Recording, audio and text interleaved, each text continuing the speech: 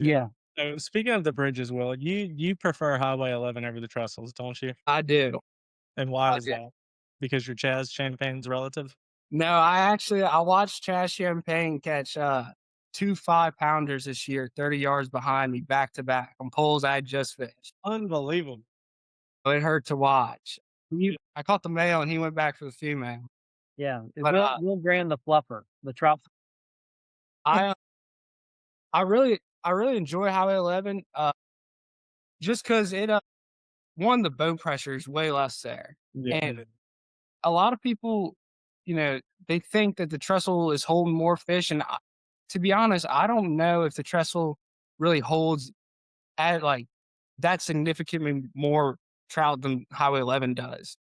I think Chastity, he's big on, you know and I think he's kinda people see this, and that's how they go about fishing 11 is being right up on the poles, mhm. and he's doing that just to catch a bigger fish. Yeah. Those bigger fish, that's where they sit on that bridge. They're gonna be in between the pilings. But, I mean, the thing about Highway 11 is there's more stuff on the bottom there than probably any bridge.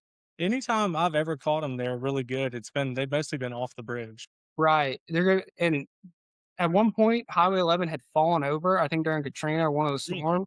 So there's a whole the structure down there is insane. Yeah. And a lot of the places I'm catching them off of 11 is I don't even think I'm really pulling them off the bridge itself. I'm pulling them off these big fallen Whatever. bridge, yeah. And Yeah, like you said you were catching them a couple weeks ago when the tide was really ripping out of there. I mean, you must have been way off the bridge.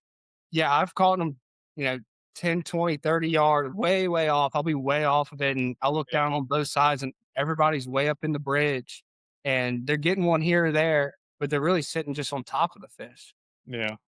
When you're fishing off the bridge, what you're I'm guessing you're jigging and just letting it fall, or how do you present when you're working it off the bridge? Yeah, so I'll just get on the down current side of it, and I'll almost go pole to pole and just put my like spot lock with my nose right at that pole, and when I first get out there, I'll kind of play with it. I'll get close, I'll back off, and once I start getting a couple bites, then I'll really start, keying it into where exactly they are, how far off the bridge, if they're in the bridge, different stuff like that. But I normally get right up on the pole, and if they're 10, 15 yards off, I'll spot lock where I'm looking straight at that pole and cast down each side and work it back through the current. And I found, certain areas are definitely hotter than others, and Yeah. certain areas of that bridge hold bigger fish than others as well. Do you think that's because of the structure that's there, or just kind of like the flow, or what do you attribute? Um, Yeah. so I think a lot of it has to do with also water depth. The South Shore is a lot shallower than the North Shore. The North Shore is a lot deeper, and I think those bigger trout aren't shrimp feeders. That's not what they're looking for. They're feeding on bigger baits. They're more fin fish, so they'll stick around. And I think a lot of the bigger fish you'll find on the northern end or towards that Mm. side. Every big fish I've heard or seen this year has come from that north side. The midway to north side is typically Yeah, I could have Write that down. those record fish I think Chaz had done a podcast on, and he was talking about some of those record fish were caught on croakers on the south side, and so like I've always attributed the south side to these fish, but I yeah. don't I don't typically do great on those bridges because maybe I don't have the patience for it. But Right after Will and all the fish are gone. oh yeah, yeah, yeah, And tide's really the biggest thing out there, especially fishing those bridges. If you don't have tide, it's gonna be tough. If it's moving and the fish are there, they're typically gonna chew. yeah. So But are you typically using like a 3/8 or you got a preferred weight around there when you kind of wrapping those poles?